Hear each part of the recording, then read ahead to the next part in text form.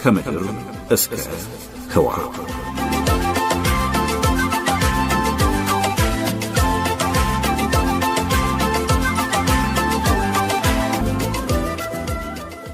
ሰላም እንደምናላችሁ ውድ ተመልካቾቻችን በየሁለት ሳምንቱ ወደ እናንተ ይዘንላችሁ የምንመጣው ከምድር እስከ ህዋ የሰኞው ዝግጅታችን ነው።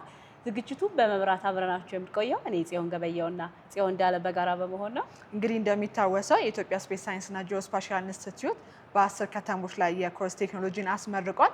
እንግዲህ ኮርስ የምንለው ቴክኖሎጂ ኮንቲኒየስሊ ኦፕሬቲንግ ሪፈረንስ ስቴሽን የተባለ ሲሆን ያለማቋረጥ ከሳተላይቶች አሁናዊ ወይም ደግሞ ሪል ታይም የመገኛ መረጃን እንድናገኝ የሚረዳን የቴክኖሎጂ አይነት ነው። እንግዲህ ከዚህም ቴክኖሎጂ የምናገኛቸው መረጃዎች በሚሊሜትር የትክክለኛነት ልክ የምናገኛቸው ሲሆን ዘርፈ ብዙ የሆነም ደግሞ ጠቀሜታ አላቸው። በዛሬው ዝግጅታችን የኮርስ ምርቃት ምን ይመስል እንደነበረና እንዲሁም ያሉትን ጠቀሜታዎች ወደ እናንተ የምናደርስ ይሆናል። ተከታተሉ።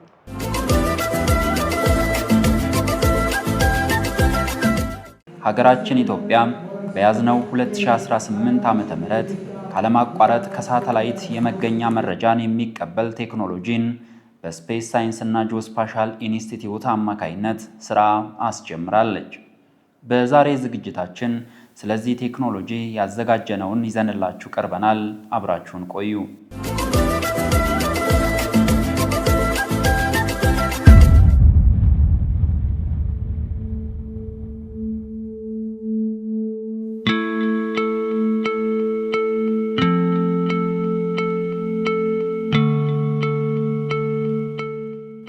የሰው ልጆች በምድር ላይ ያላቸውን ህይወት የሚያቀሉ ልዩ ልዩ መገልገያ ቁሳቁሶችን ከመፍጠር ባለፈ ውስብስብ የሆኑ የቴክኖሎጂ ውጤቶችን ለጥቅም አውለዋል። ከነዚህ የሰው ልጆች የአእምሮ ውጤት ከሆኑት መካከል በግዙፍነት የሚነሳው የመገኛ ቴክኖሎጂ ነው። ይህ ቴክኖሎጂ ሰው አልባ መኪኖችን ከህልምነት ወደሚኖር እውነትነት ያመጣ ትልቅ ቴክኖሎጂ ነው። ይህ ዘመን አፈራሽ ቴክኖሎጂ ካለማቋረጥ ከሳተላይት የመገኛ መረጃን የሚቀበል ቴክኖሎጂ ወይም ኮርስ እየተባለ ይጠራል።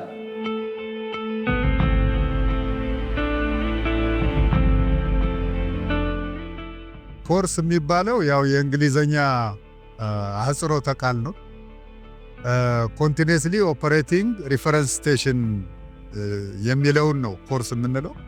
ያለማቋረጥ ከሳተላይት ዳታ የሚቀበል ጣቢያ ማለት ነው ትርጓሜው ማለት ነው። እና ይሄ ለልኬት የሚያገለግል ዘመናዊ የጂኤንኤስኤስ የምንለው በፊት የነበረው የተሻሻለ እና አሁናዊ መረጃ ለመሰብሰብ የሚጠቅም ቴክኖሎጂ ነው ማለት ነው።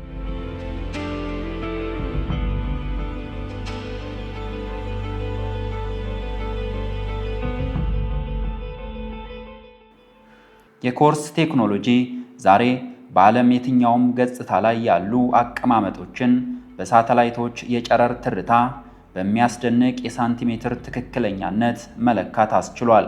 አውሮፕላኖች ያለ ስጋት ያርፋሉ፣ መርከቦች በነፃነት ይጓዛሉ፣ መኪኖች ያለ አሽከርካሪ ይንቀሳቀሳሉ፣ ገበሬዎች በቴክኖሎጂ ታግዘው ይተክላሉ፣ ያርማሉ፣ ብሎም ያጭዳሉ። ሁሉም ግን ከላይ በማይታዩና በላቀ የቴክኖሎጂ መልእክት ልውውጥ ይመራሉ።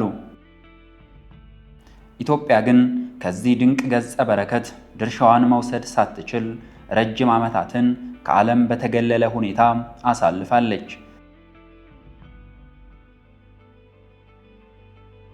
ከዚህ ቀደም የነበረው የቅየሳ አሰራር መልክ እጅግ የተለየ ነበር። ሁለትና ከዚያ በላይ ነባር የቅየሳ የመነሻ ነጥቦችን መለየትና ልኬታቸው ከሚታወቅ መነሻ ነጥቦች ላይ መሰረት በማድረግ ቅየሳ ወደሚከናወንበት ቦታ አዲስ የመነሻ ነጥብ የማቋቋም ሥራ መስራት ያስፈልግ ነበር። በተጨማሪም ከነዚህ መነሻ ነጥቦች ተመርኩዞ የቅየሳ ሥራዎች የሚሰሩ ይሆናል። ይህ ተግባር ከ5 እስከ 6 ባለሙያዎችን እንዲሁም ከ3 በላይ የቅየሳ መሳሪያዎችን የሚጠይቅ አድካሚ ተግባር ነበር። ይህ ተግባር የሰው ኃይልና ጊዜ ከማባከኑም በላይ በጥቂት ኪሎ ሜትሮች እንዲሁም በመልክዓ ምድር ሁኔታዎች የተወሰነና ትክክለኛነቱም እጅግ ዝቅተኛ ነበር። ከዚህ ቀደም ስንሰራ የነበረበት አካሄድ ስራዎችን ለመስራት በምንሄድ ጊዜ አካባቢያችን ላይ የመነሻ ነጥቦች ጂሲፒ የምንላቸው በአቅራቢያችን ስለሌሉ ከሌላ ቦታ ነበር ስበን ወደ የምንሰራበት ፓርሰል ሊሆን ይችላል ወደዛ አካባቢ አምጥተን ነበር የምንሰራው። ከዚህ በፊት ባውንደሪ ለመስራት የግድ ቤንችማርክ ወይንም ሪፈረንስ ስቴሽኖችን መልቀም ያስፈልጋል። ሪፈረንስ ስቴሽኖችን ቦታው ላይ ማስቀመጥ ግዴታ ነበረ ማለት ነው። ይሄንን ቤንችማርኮች በ2 በ3 እስከ 4 መሳሪያዎችን አምጥተን ነበረ የምንጠቀመው። ይሄ ሁሉ ማለት ብዙ እስከ 4 ሰርቬር እስከ 5 ሰርቬር ያስፈልጋል። የስፔስ ሳይንስና ጂኦስፓሻል ኢንስቲትዩት ይህን ታሪክ ለመቀየር ግብ ይዞ በቁርጠኝነት እየሰራ ይገኛል። እንግዲህ ኤስኤስጂአይ እንደ ተቋም የጂኦዴቲክ መሰረተ ልማቶችን ማስፋፋት፣ ጥቅም ላይ ማዋል፣ ማስተዳደር ተልዕኮ ያለው ተቋም። ስለዚህ እንደ ዋና ተልዕኮ ተደርጎ ነው የሚያዝ እና በቀጣይነት ይህን ቴክኖሎጂ በማስፋፋት አገሪቱን መሸፈን መቻል ወሳኝ ግብ አድርገን ነው እየሰራን ያለው። ይህ በጂኦስፓሻል ዘርፍ ዓመታትን የዘለቀ ልምድ ያካበተ ተቋም በጂኦዴቲክ መሰረተ ልማት ዝርጋታ ላይ በርካታ የሚሆኑ ከዝቅተኛ እስከ መካከለኛ ትክክለኛነት አቅም ያላቸውን የመቆጣጠሪያ ነጥቦች በመላው የሀገሪቱ ክፍሎች ላይ ያቋቋመ ሲሆን በአሁኑ ወቅት ደግሞ ዓለም የደረሰበትን ከፍተኛ ጥራት ያላቸውን ካለማቋረጥ ከሳተላይት የመገኛ መረጃን የሚቀበሉ የኮርስ ጣቢያዎችን በማቋቋም ላይ ይገኛል። ይህ ቴክኖሎጂ ግን ይዞ የመጣው ነገር አንድ የጂፒኤስ ወይንም ሮቨር እንለዋለን። ይሄን ብቻ በመያዝ እዚህ አሁን የተተከሉትን ኮርሶች እንደ መነሻ በመጠቀም በኢንተርኔት አማካኝነት መረጃው ማስተካከዩን ያ ሮቨር ከዚህ ከኮርስ እየወሰደ መረጃውን አሁናዊ የሆነን መረጃ ይሰበስባል ማለት ነው።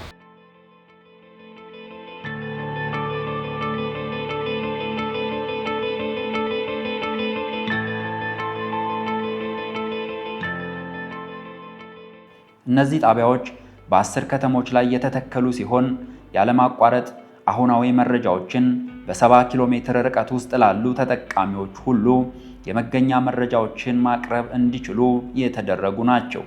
ስፔስ ሳይንስ እና ጂኦስፓሻል ኢንስቲትዩት በ2016 ዓመተ ምህረት ይሄንን ቴክኖሎጂ ማስፋፋት እንደ ግብ አስቀምጦ እየሰራ ይገኛል ማለት ነው። አሁን ላይ የኛ ተቋም 10 የኮርስ ጣቢያዎችን ገዝቶ ተክሏል። ተክሎም አገልግሎት ለመስጠት በዝግጅት ላይ ነው ማለት ነው።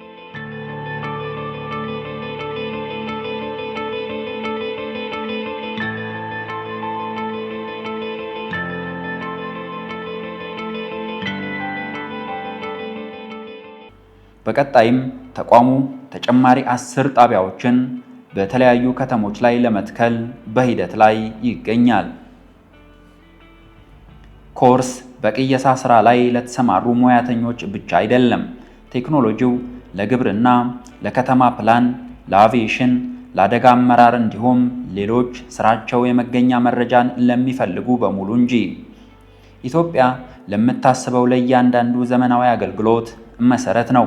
እንግዲህ እንዲህ ባለው ግዙፍ ርብርብ የሚከናወነው ሀገራዊ ፕሮጀክት ለልዩ ልዩ አስደናቂና ዘርፈ ብዙ ጥቅሞች የሚውልና የበርካታ ተቋማትን አቅም የሚያጠናክር እንደሚሆን ይታመናል። የኮርስ ቴክኖሎጂ ዘርፈ ብዙ ጥቅሞችን ያቀፈ ሲሆን ከዚህ ውስጥም ለሰው ሰራሽና ተፈጥሯዊ አደጋዎችም የመከላከል ተግባራትን ከማገዝ ባሻገር የነፍስ አድን ስራዎችን እጅግ ዘመናዊና ቀልጣፋ ለማድረግ እያስቻለ ነው። ምክንያቱም ይህ ቴክኖሎጂ ፍጹማዊ መገኛን በሰከንዶች ልዩነት መመዝገብ ማስቻሉ ነው። ከዚህ ባሻገርም ይህ የሳንቲሜትር ትክክለኛነት በግንባታው ዘርፍ የድልድዮችንና ግድቦችን እንቅስቃሴና ለውጦችን በአይን መለየት በማያስችል ደቃቅ መስፈሪያ በመከታተል ማንኛውንም የግንባታ አደጋዎችን ቀድሞ ለመከላከል እድል ይፈጥራል።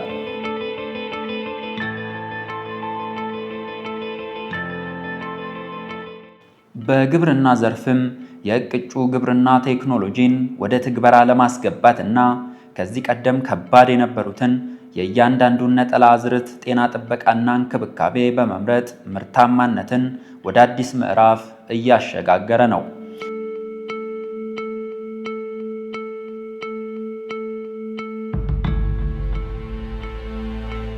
ይህን ቴክኖሎጂ ይበልጥ አስደናቂ የሚያደርገው ሲም ካርድ መቀበል የሚችሉና አርቲኬ የአሁናዊ መገኛ ስርዓትን መቀበል በሚችሉ በማንኛውም የጂፒኤስ መሳሪያዎች ላይ መጠቀም የሚያስችል መሆኑ ነው።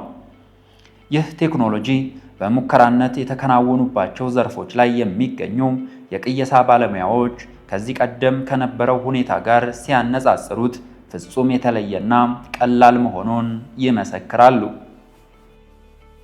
አሁን ይኸው እንደሚታየው ምንም እንትን ያለኝ ነገር የለም። በፍጥነት ነው ስራዬን እያጠናቀቅኩ ያለሁት። መጣሁኝ፣ ቦታው ላይ ደረስኩኝ፣ ሪፈረንስ ስቴሽኒንግ ኮርስ አደረኩኝ፣ ቀጥታ ወደ ስራ የገባው ማለት ነው። በሚሊሜትር ነው እያገኘን ያለ ነው። ይሄ ማለት ጥሩ የሆነ ስራ እየሰራ መሆኑን ነው የምናረጋግጠው ማለት ነው። እነዚህ ማለት ለብዙ ነገር እንደሚያገለግሉት ካደስተር ላይ ለሚጠቀሙ አካላቶች ፓርሰሎችን ለመስራት እንዲሁም ባንደሮችን ለመስራት ከዚህ በፊት በአርቲኬ ለመስራት የሚጠቀሙበትን ከኮርስ ጋር በማገናኘት እስከ 50 እስከ 60 ከዛም በላይ መስራት ይችላሉ በቀን ውስጥ ማለት ነው።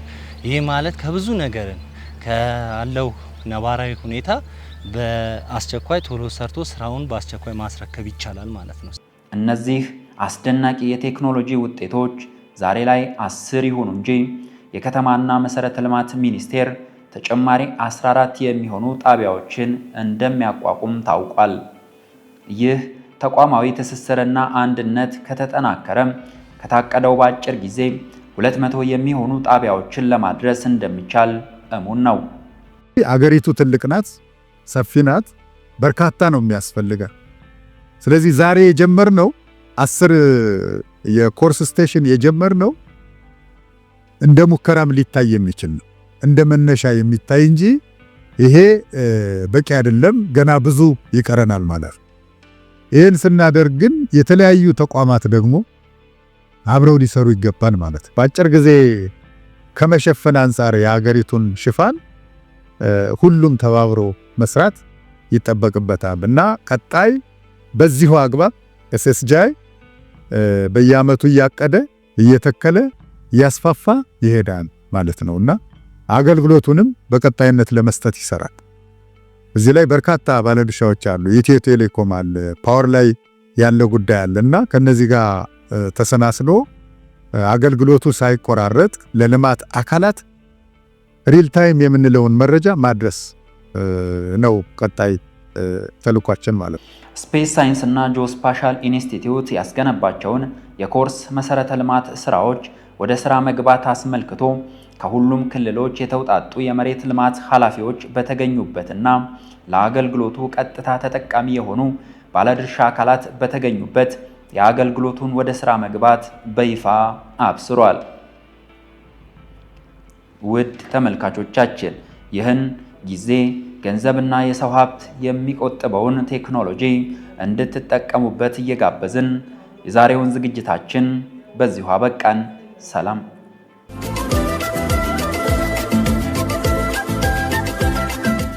ተመልሰናል ተመልካቾቻችን። እንግዲህ በነበረን ቆይታ ስለ ኮርስ ቴክኖሎጂ በቂ እውቀት እንዳገኛችሁ ተስፋ እናደርጋለን። እንግዲህ ባደጉት ሀገራት ይህን መሰል ቴክኖሎጂ መጠቀም የተለመደ ነው። ነገር ግን በሀገራችን ይህን አገልግሎት የሚሰጥ አካል ባለመኖሩ ምክንያት በኮንቬንሽናል በምንለው ወይም ደግሞ በተለምዶ በምንጠቀምበት መንገድ ስራዎች ሲከናወኑ ቆይተዋል። ነገር ግን ከዚህ በኋላ የሀገራችንም ደግሞ በስፔስ ሳይንስና ጂኦስፓሻል ኢንስቲትዩት አማካኝነት ይህንን አገልግሎት መጠቀም ትጀምራለች ማለት ነው። ከዚህ ጋር ተያይዞ እንግዲህ በከተማ ፕላኒንግ፣ በአቪዬሽን እንዲሁም በቅየሳ ስራ ላይ የተሰማራችሁ ድርጅቶች እና የባለሙያዎች ይህን ቴክኖሎጂ ስራችሁን ለማቅለል እንድትጠቀሙበት ስንል እንጋብዛለን። እንግዲህ በመቀጠል ሰሞነኛ ነው የሚሆነው ወቅታዊ የሆኑ የስፔስ እና ጂኦስፓሻል መረጃዎች ወደ እናንተ የምናደርስበት ዝግጅታችን ነው። እንድትከታተሉት እንጋብዛችኋለን። መልካም ቆይታ።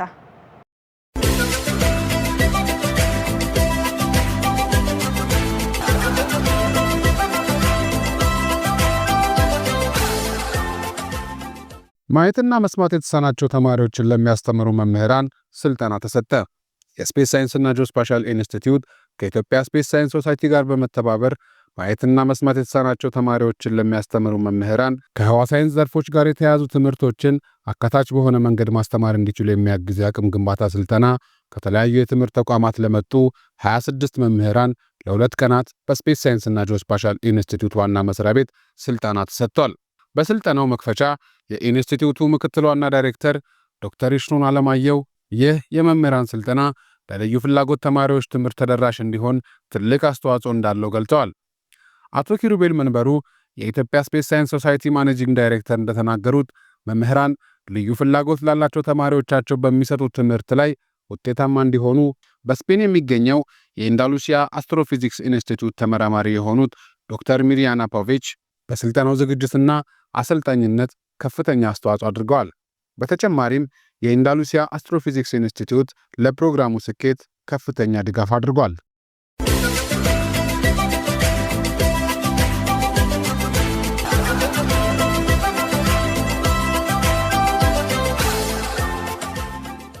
አምስት ከተሞችን የዲጂታል አድራሻ ስርዓት ተጠቃሚ ለማድረግ ስምምነት ተደረገ። የስፔስ ሳይንስና ጂኦስፓሻል ኢንስቲትዩት በአማራ ክልል ከሚገኙ 5 ከተሞች ጋር የዲጂታል አድራሻ ስርዓትን ለማልማት የሚያስችል ስምምነት በአሳለፍነው ሳምንት መጨረሻ ተፈራርመዋል። በአዲስ አበባ በተካሄደው የፊርማ ስነ ስርዓት በክልሉ የዲጂታል አድራሻ ስርዓትን ለመዘርጋት በ2018 ዓ.ም የተካተቱት የወልዲያ፣ የደብረ ታቦር፣ የደሴ፣ የደብረ ማርቆስና የከሚሴ ከተሞች ናቸው። የየከተሞቹ ከንቲባዎችም ይህ የዲጂታል አድራሻ ስርዓት ምቹና ዘመናዊ ከተማን ለመገንባት ለዲጂታል ኢኮኖሚ ግንባታ፣ ለመሬት አስተዳደርና ቱሪዝም እንዲሁም ለመሰረተ ልማት ግንባታ በቂ መረጃ መስጠት እንዲቻል የሚያደርግ መሆኑን ገልጸዋል። የስፔስ ሳይንስና ጂኦስፓሻል ኢንስቲትዩት ዋና ዳይሬክተር አብዲሳ ይልማ የዲጂታል አድራሻ ስርዓት የሲስተም ግንባታ፣ የዲጂታል ካርታ ዝግጅት እንዲሁም የከተሞች የመንገድ፣ የሰፈር፣ የይዞታና የቤት ቁጥር ምዝገባን ያካትታል ብለዋል። አክለውም ይህ ስርዓት ከጉግል ማፕ በተሻለ አስተማማኝና በግለሰቦች የማይዘወር መረጃ እንዲኖር ያስችላል ብለዋል። በትግበራ ወቅት ከተሞቹና ኢንስቲትዩቱ የሚሰሯቸው ተግባራትና የጊዜ ሰሌዳው እንዲሁም የትግበራ ሂደትና የበጀት ምንጮች የተለዩ መሆኑን በኢንስቲትዩቱ የዲጂታል አድራሻ ስርዓት ፕሮጀክት አስተዳዳሪ የሆኑት አቶ አግማሴ ገበየው ገልጸዋል።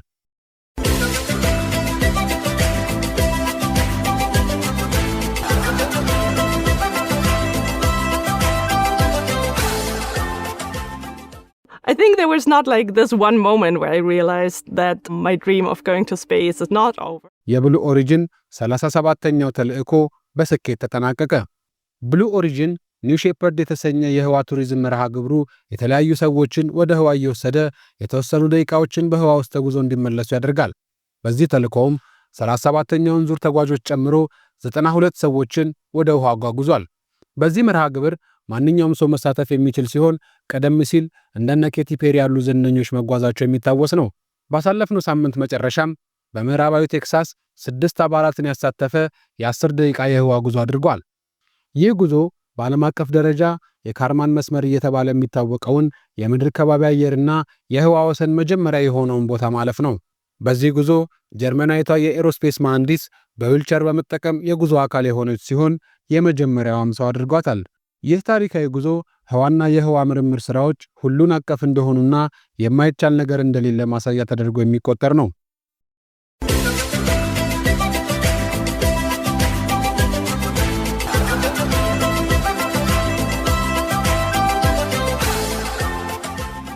ከሰሞንኛ ተመልሰናል ተመልካቾቻችን። የዛሬው ዝግጅታችን እዚህ ላይ ያበቃል። እንግዲህ በቀጣይ በሌሎች ዝግጅቶች እስከምንገናኝ ድረስ መልካሙን ሁሉ እንመኝላችኋለን። ሰላም።